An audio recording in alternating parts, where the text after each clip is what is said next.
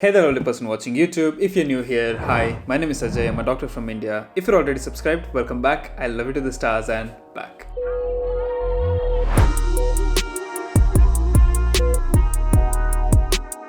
So quite a different kind of video today because I've always been very positive about getting into medical school, being a doctor, being a medical student, etc. But there were a lot of things that I didn't like about medical school or I hated about medical school, and because you spend so much time in medical school, all of these things kind of actually bother you. So today let's talk about all the things that made me not like or hate medical school. But before we begin, let me just say that I've been very lucky and been very grateful to, even get into medical school and, get into one of the very good medical schools.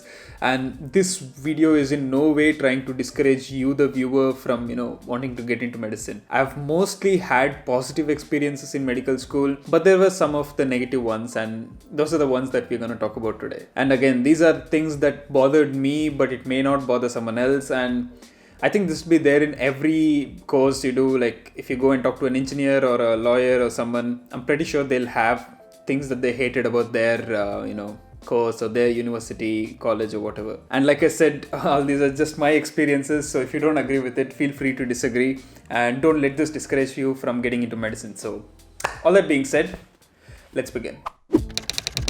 So the very first thing I hated about medicine is a bad entrance process. I hate the fact that whether you get into medicine or you don't get into medicine is based on the score that you get in just one exam.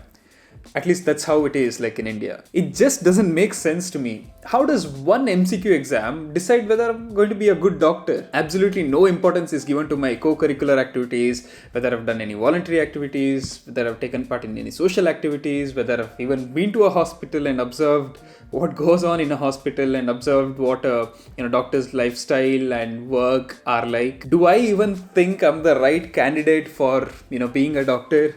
No, nothing. Get good score on one MCQ exam and here's your shiny medical seat. Get in and then decide whether you like it or not. And oh, by the way, if you don't like it, too bad. You can't go back and become an engineer now because this year's counseling is already over, and if you want to become an engineer, you have to write the entrance exam again next year. There's absolutely no career guidance given by anyone in high school, to say like what it means to be a doctor or what it means to be an engineer or a lawyer or a journalist or anything for that matter. If you get good grades, you get into medicine whether you like it or not. Now again, this is not a medical school thing, this is more like a high school secondary education thing, but since it's about getting into medical school, I thought I would rant about this a bit here. Now at this point you may say, India is a poor country, we can only have that one exam, we can't consider voluntary work or social work, or we can't have like career guidance sessions and all that because we don't have the resources for that. Well, here's the thing. India has the money. We are the fifth biggest economy in the whole world. India has a lot of money. It's just that the money is going into the pockets of a few people and is not being used to, change the education system. Well, that was a bit of a rant, but I absolutely hate it when, someone who's very passionate about becoming a doctor doesn't get into medical school, doesn't become a doctor just because they didn't score well on that one single test. I've seen this happen to many of my friends. They would have been, dreaming about being a doctor their whole life. They would have been toppers in their school for their whole life. But just because they didn't perform well on that one day, they don't get to become doctors. It's like a whole turning point for your whole life based on just one exam, and I absolutely hate that. And then there are some guys or girls who absolutely are not passionate about medicine, but they just get into medicine because they have a great rank. They come in, they don't like it because they're not passionate about it, and they're absolutely not grateful for getting into medicine. And I hate that when that happens. Like I said, this is not a problem with how medical schools are. This is a problem with how admission, process into medical schools structured. But I hope it changes because we should get only people who are, passionate about medicine, who want to become doctors coming into medical school, and not just some dude who got a good rank. If there's one thing that I really hated about being in medical school, at least in India, is that the syllabus sometimes seemed like it is from 1975. Like our entire pharmacology labs were about making medicinal compounds from individual components, and you had to remember like how many grams of salicylic acid goes into this preparation and all that. Like, where am I going to use this info? If I was living in Victorian times, we would be compounding drugs this way, and that's why doctors' assistants are or were called compounders because they used to make these compounds. That doesn't happen now anyway, so why learn about all that? Instead of making us learn path-breaking 1870s science, take us to a modern pharmaceutical company that is producing modern medications that we use in our everyday practice. So that way we can, observe and appreciate what goes into, making these pills that we prescribe to our patients every day. Take us to a pharmacological lab where they're, researching and discovering new medicines or new types of formulations and all that, so that we get interest in, learning about all these new things, and maybe it might spark interest in, getting into research, and maybe we might discover new medicines on our own. Do they do something like this? No, they want us to stand in the lab and mix salicylic acid because medical students have been doing that for over 200 years. So why change it? Now I know we should be aware and appreciative of the history of medicine and all the past discoveries. But if we are not getting people interested in the future of medicine, how can we have a better future of medicine? Also, we're not taught much about the modern technologies of medicine that we use in clinical practice every day. Very important everyday tests like ultrasounds, echoes, CTs, MRIs, etc. We're not taught much about it in medical school, and suddenly when you're a doctor and you have to either prescribe or interpret these tests and the results of it, you have no clue what you're doing. And also important clinical procedures like suturing, cannula insertion, catheter insertion, etc. are not taught as part of the medical school curriculum. But suddenly when you're an intern, one day they'll teach you on a dummy, or the senior will demonstrate it on a patient. And from the next day, you're magically supposed to, do it all by yourself. Now our theory textbooks and our theory syllabus are well updated because we use American and British textbooks as our standard reference textbooks, but our practical classes and our clinical rotations are still kind of stuck in the past. I think we should move with the times and learn what is actually important for our real everyday clinical practice. And medical schools in the US and in the UK have adopted this for quite some time, and I hope Indian medical schools do that as well, because if you ask me, I think Indian medical schools are fantastic because we have such good clinical exposure. You don't get exposure like that anywhere else. But the syllabus has to be changed. It has to be revised. And if they actually do it right, I think Indian med schools are going to be the best in the whole world. Quite a controversial / debatable thing to say, but I stand by it. I think Indian medical schools are going to be wonderful if the syllabus is revised and updated properly.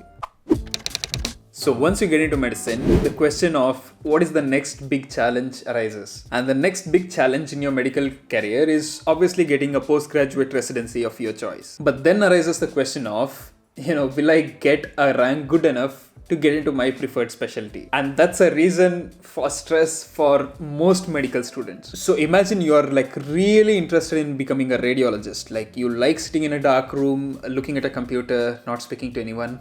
Not my jam, but there are people who, dream of being able to do this for the rest of their lives. I don't understand it, but they like what they like. So this person who really wants to become a radiologist cannot become a radiologist because maybe he doesn't get a good enough rank on his NEET PG exam. And because nothing else matters, like whether he is even passionate about becoming a radiologist, whether he has any experience, working in a radiology department, none of that matters. It's just that he doesn't have that great rank, so he doesn't get that radiology seat. So then there'll be some other guy who doesn't even enjoy being a radiologist, gets into radiology because he got a great rank. And the reasoning is, you get a great rank, you get into radiology because it is the most sought after field. One of my friends literally did this. We called him a sellout, but now he's actually enjoying it. Now he's, working well. So good on him. But a lot of people do this. So all of this, sort of a need to get a great rank, to do the things that you love, means that people are stressed about getting that rank. And people in my classes started taking NEET postgraduate coaching classes from second year of medical school, from third term of medical school. The exam is still 5 years away and you're already started preparing for that exam. And like 70 people in my batch, joined these classes in, third term. If that's not weird, I don't know what is. Look, medicine is a long course. And again, everyone knows it's a bit of a stressful course, but what makes it worse is that you don't get much holiday time. You'll get like 15 days off after each semester, but you'll have like a few internals right after you come back. So you don't get to chill during the holidays. In fact, you'll have to study more during the holidays. And we all need rest, right? I believe in working really hard when you're working and then chilling properly when it is rest time. And rest time, holiday time was not very frequently available in medical school. Or maybe it was just me who was bad with time management, I guess, but this is just how I felt. But I certainly hope that we get more days off and not have like internal assessments right after we come back, because which dude thought it was a good idea to put exams right after you come back from a holiday? Like, what's the point of a holiday? I was very lucky to get into one of the good medical schools, and it was we had quite a good number of professors who were very passionate about teaching, who'd go out of their way to make us learn and all that. But these kind of professors were a bit rare. Most people did it just because they had to. They would just read off the slides, completely uninspiring classes where we learned almost nothing. Again, this is not an Indian medical school specific thing. If you go to any medical school anywhere in the world, I think everyone would have experienced dry teaching like this. It's just that when you are not very passionate about teaching, why become a professor? And the thing is, if you ask me, bad teaching shouldn't happen in a medical school, because unlike other colleges, at least in India, medical schools are very well funded. The teachers are paid well, their job is secure. So they should put, extra efforts into teaching. Or maybe it's because their job is secure, they don't put efforts into teaching. I don't know. Again, nothing against any specific professors, but this was like a general trend I observed in a lot of professors. And a lot of the times we had to, learn stuff by self-study or by, discussing with classmates and all that.